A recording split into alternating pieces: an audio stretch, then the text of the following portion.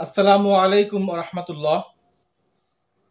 দেশে বিদেশে দূরে এবং কাছে সবাইকে জানাচ্ছি গাজী হোমিওদের পক্ষ থেকে আন্তরিক শুভেচ্ছা এবং অভিনন্দন।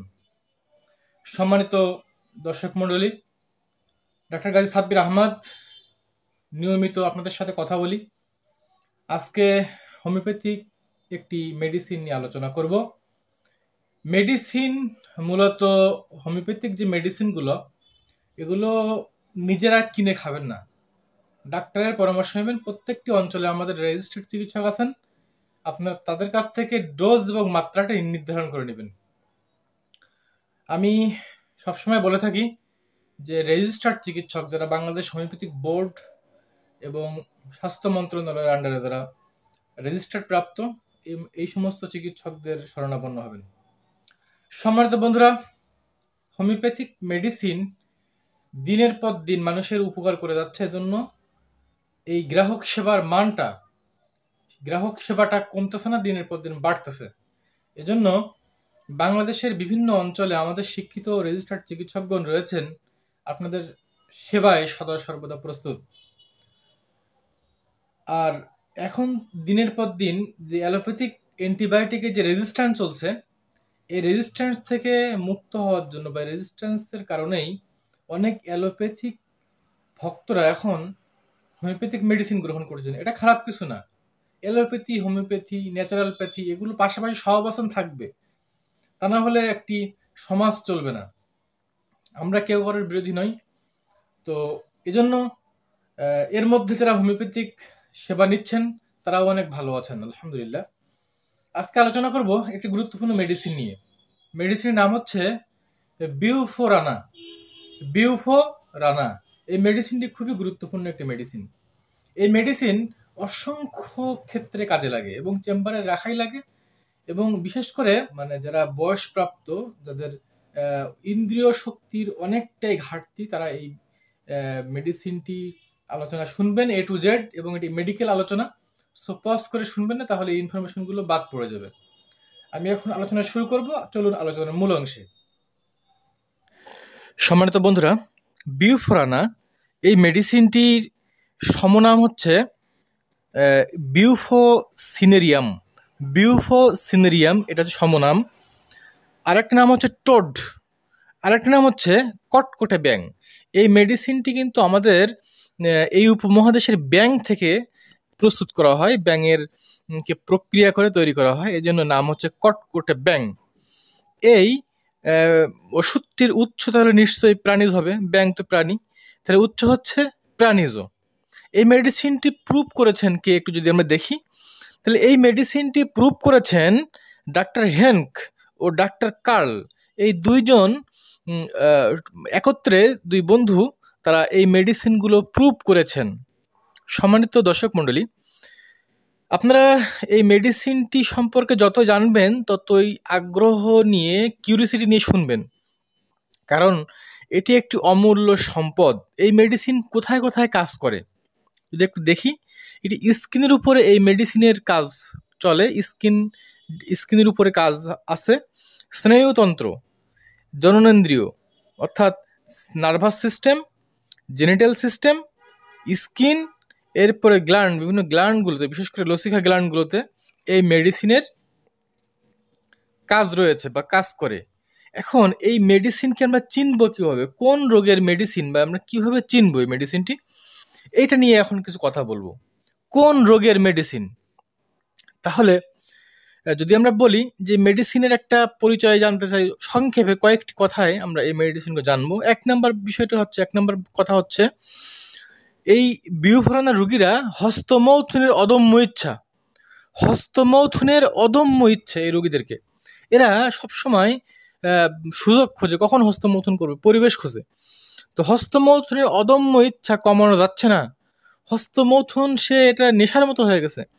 সেক্ষেত্রে বিউফোরানা মেডিসিন প্রয়োগ করলে এর আগ্রহটা, ইচ্ছাটা কমে যাবে। 2 নম্বরে আমরা চিনব মেডিসিনটিকে বুদ্ধিবৃত্তির খর্বতা, অর্থাৎ তার বুদ্ধিবৃত্তিক অধপতন হবে, বুদ্ধিবৃত্তিক ইম্যাচিউরড, বুদ্ধিবৃত্তির খর্বতা রয়েছে এই রোগীদের। 3 নম্বর বিষয় হচ্ছে মৃগী রাতে বৃদ্ধি। মৃগী রোগী, যারা ইপিলেপসির পেশেন্ট আছে, এই পেশেন্টরা তাদের রোগগুলো রাত্রে বৃদ্ধি হয়, ঘুমের মধ্যে তার সমস্ত রোগের বৃদ্ধি হয়, গরমে বৃদ্ধি হয়। তাহলে এই বিউফোরানা বিশেষ করে রাতে বৃদ্ধি হয়, গরমে বৃদ্ধি হয় এবং ঘুমের মধ্যে বৃদ্ধি হয়। আর মৃগী রোগ, বিশেষ করে মৃগী রোগ রাতেই বৃদ্ধি হয়। এই মেডিসিনের আরেকটা জিনিস জানবো, যে মেডিসিনটি হচ্ছে যার সমস্ত রোগ হোক আর যেটাই হোক তার শরীরে জ্বালা থাকে, শরীরে জ্বালা থাকে। তাহলে 1 নম্বর বললাম হস্তমৈথুনের অদম্য ইচ্ছা, 2 নম্বর বুদ্ধিবৃত্তির খর্বতা, 3 নম্বর হচ্ছে মৃগী রাতে বৃদ্ধি, নিদ্রায় বৃদ্ধি, গরমে বৃদ্ধি, জ্বালা। এটি হচ্ছে এই মেডিসিনকে চেনার জন্য প্রাইমারি সংকেতগুলো। এখন আমরা এই বিউফোরানার যে মানসিক লক্ষণগুলো কি, সে মানসিক লক্ষণ জানবো। রুগী কিন্তু লজ্জাহীন ফার্স্ট গ্রেডে।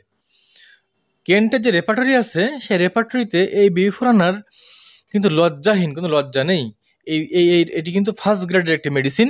সে লাজুক হতে পারে বা কটুভাষীও হতে পারে, কিন্তু সেটা লজ্জা নাই তার, এটি তার ফার্স্ট গ্রেডের লক্ষণ। সে কথা বলতে যেয়ে ভুল করে, ঘুমের মধ্যে কান্দে, এরপরে কুকুরের ভয় আছে, মৃত্যুর ভয় আছে, এবং সে কাউকে কামড়াতে চায়, দংশন প্রবৃত্তি তার রয়েছে। এটি হচ্ছে তার মানসিক লক্ষণ সংক্ষেপে। আমরা এখন দেখব যে বিউফোরানার জিহ্বার লক্ষণগুলো কি কি। এই জিহ্বার লক্ষণ হচ্ছে তার কেন্টের রেপার্টরিতে থার্ড গ্রেডে যে লক্ষণ পাওয়া যায় সেটি হচ্ছে ফাটলযুক্ত, কালো এবং শুষ্ক।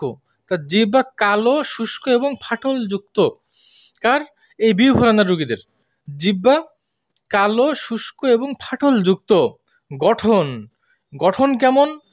কেন্টের রেপার্টরিতে এর গঠন হচ্ছে 2য় গ্রেডের শীর্ণতা, ইমাসিয়েশন, শীর্ণতা 2nd গ্রেডে পাবো আমরা, সেখানে আমরা বিউফোরানাকে পাবো।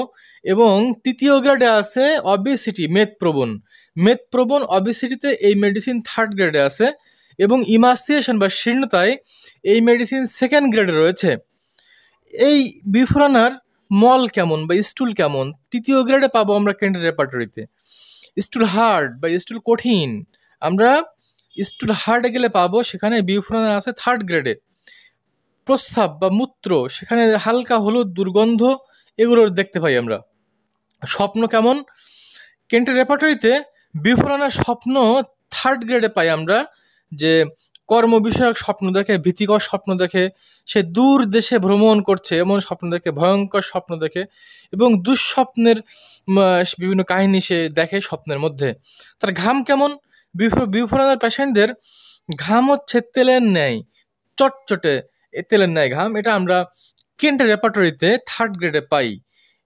এই বিউফোরানা মেডিসিনের পিপাসা কেমন? পিপাসার প্রকৃতি এবং পিপাসাহীনতা যদি আমরা দেখি, তাহলে পিপাসার প্রকৃতি হচ্ছে পিপাসা রয়েছে 3rd গ্রেড আমরা পাই। এরপর পাই হচ্ছে তার জ্বালাকর তীব্র পিপাসা, এটাও 3rd গ্রেডে রয়েছে। অত্যাধিক পিপাসা, এটাও 3rd গ্রেডে আছে, এবং অদম্য পিপাসা, এটাও 3rd গ্রেডে রয়েছে। পিপাসাহীনতা, এটাও কিন্তু তার 3rd গ্রেডে রয়েছে, পিপাসাহীনতা। ক্ষুধা, সে মিষ্টি খেতে পছন্দ বা মিষ্টি খায়, এটা 3rd গ্রেডের লক্ষণ। অনিচ্ছা, সেটা হচ্ছে লবণ খেতে পারে না, লবণে অনিচ্ছা 3rd গ্রেডে রয়েছে। এটি আসলে কোন গ্রেড, কোন সেক্টরের মেডিসিন, কোন মায়াজমের মেডিসিন? যদি আমরা দেখি, মেডিসিনটি সরিক মায়াজমের প্রতিনিধিত্ব করছে, সাইকোটিক মায়াজমের প্রতিনিধিত্ব করছে, এবং টিউবারকুলারের সে একজন স্ট্রং প্রতিনিধি। তাহলে আমরা দেখলাম এই বিউফোরানা মেডিসিনটি সরিক, সাইকোটিক এবং টিউবারকুলার উভয়ের প্রতিনিধিত্ব করছে। হ্রাস বৃদ্ধি যদি দেখি, এই রোগের বৃদ্ধি ঘটে গরম ঘরে, নিদ্রার মধ্যে, এবং মৃদুভাবে সঞ্চালনে, কাম উত্তেজনায় এর বাড়ে, মানে বৃদ্ধি হয় রোগের। এরপরে মৃদুভাবে সঞ্চালন করা হয়, সেখানে তার রোগের বৃদ্ধি ঘটবে। ঘুম ভাঙলে রোগের বৃদ্ধি হয়, এবং সঙ্গীতে কিন্তু এই রোগীদের রোগ বৃদ্ধি পায়। অতি সামান্য শব্দ তারা সহ্য করতে পারে না। আর উপশম ঘটে কখন? শীতল বাতাসে। রোগীর শীতল বাতাসে গেলে রোগের উপশম ঘটে। গোসলে উপশম হয় গরম জলে পা ডুবিয়ে রাখলে উপশম হয় ঠান্ডা গৃহে বা ঠান্ডা বাসস্থানে এবং রক্তস্রাবে, যদি রক্তস্রাব হয় তখনও তার উপশম হয়। এখন আমরা রেপার্টরি বেসড কিছু আলোচনা করব। আমরা সংক্ষেপে কথাগুলো বলছি, আসলে এই মেডিসিনের আলোচনা সংক্ষেপে সম্ভব নয়, তারপরে সংক্ষেপে মূলত রেপার্টরি এবং মেডিসিনের বই থেকে আমরা এই বিভিন্ন সোর্স নিয়েছি এবং সংক্ষেপে যত সংক্ষেপ পারা যায় সেই সংক্ষেপে আমরা আলোচনাটা করব। সম্মানিত বন্ধুরা, তাহলে যৌন ক্রিয়ার ক্ষেত্রে বা যৌন ক্ষেত্রে এই মেডিসিনের ভূমিকা কেমন? তার লিঙ্গশ্বাস ঘটে সঙ্গমিচ্ছা ছাড়াই, হ্যাঁ, লিঙ্গশ্বাসের অভাবও হয়, এটি রেপার্টরিতে আমরা সেকেন্ড গ্রেডে পাই।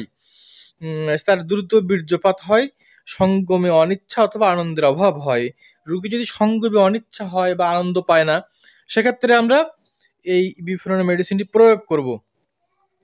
এরপরে এই যে সঙ্গমে অনিচ্ছা এবং আনন্দের অভাব, এর কারণটা হচ্ছে সে হস্তমৈথুন করেছে বারবার, তার স্বপ্নদোষ হয়েছে, ঘন ঘন প্রস্রাব হয়েছে, এ কারণে তার এগুলো হয় না। তাহলে এখন বারবার প্রস্রাবে এই মেডিসিনটি কেন রেপার্টরিতে থার্ড গ্রেডে পাবো আমরা, বারবার প্রস্রাব হয়। এরপরে জরায়ুর বহির্নির্গমন ইউটেরাইন প্রোলাপসে এই মেডিসিনটি থার্ড গ্রেডে আছে, হ্যাঁ, থার্ড গ্রেডে পাবো মেডিসিনটি। দাঁত বা হারপিটিক যদি আমরা দেখি সেক্ষেত্রে মেডিসিন থার্ড গ্রেডে পাবো আমরা। সোরিয়াসিসে মেডিসিন থার্ড গ্রেডের কেন রেপার্টরিতে অবস্থান করছে। অশ্ববলিতে মেডিসিন সেকেন্ড গ্রেডে অবস্থান করছে এবং কানাস্রাবে মেডিসিন সেকেন্ড গ্রেডে অবস্থান করছে বা থার্ড গ্রেডে অবস্থান করছে। শুষ্ক কাশি dry coffee medicine second grade কেন রেপার্টরিতে অবস্থান করছে এবং জন্ডিসে এই কেন রেপার্টরিতে থার্ড গ্রেডে রয়েছে মেডিসিনটি। জন্ডিসে ভমিটিং এই মেডিসিনটি থার্ড গ্রেডে পাই আমরা কেন রেপার্টরি, এবং মাথা ব্যথায় এই মেডিসিনটি থার্ড গ্রেডে রয়েছে এবং ষড়যন্ত্র বা রেকটাম প্রোলাপস, ষড়যন্ত্র বহির্নির্গমনে রেকটাম প্রোলাপসে মেডিসিনটি আমরা থার্ড গ্রেডে পাই কেন রেপার্টরিতে। সাইটিকার যে ব্যথা সেখানেও কিন্তু আমরা ফার্স্ট গ্রেডে পাই এই বিউফোরানা, এবং সে চরিত্রটা হচ্ছে জ্বালাকর সাইটিক আবেদনে আমরা এই মেডিসিনটি থার্ড গ্রেডে পাই, মেডিসিনটি আমরা ফার্স্ট গ্রেডে পাবো। এই সাইটিকা ব্যথায় আমরা মেডিসিনটি ফার্স্ট গ্রেডে পাবো। এই ছিল আজকে সংক্ষেপে আলোচনা। সম্মানিত বন্ধুরা, তাহলে আজকে আমরা বিউফোরানা মেডিসিনের বিস্তারিত জানার চেষ্টা করলাম, খুবই সংক্ষেপে যতটুকু পারা যায় আমরা আলোচনা করলাম। তো দেখা হবে নেক্সট এপিসোডে, ততক্ষণ সবাই আমরা ভালো থাকি। আর এই যে গতকালকে হয়ে গেল ব্যাপকভাবে বিধ্বংসী রেমেল, এই যে রেমেল বা রোমেল যেটাই বলেন এখানে, এই ঘূর্ণিঝড়ে ব্যাপক উপকূলবাসী ক্ষতিগ্রস্ত হয়েছে। আমরা তাদের জন্য দোয়া করি। এই উপকূলবর্তী মানুষজন আবার তাদের কার্যক্রম ভালোভাবেই ফিরে পাক তারা, এবং তারা এই শোককে শক্তিতে রূপান্তর করুক, এই আশাবাদ ব্যক্ত করে আজকে শেষ করছি। ভালো থাকবেন, দেখা হচ্ছে নেক্সট এপিসোডে। আসসালামু আলাইকুম রহমতুল্লাহ।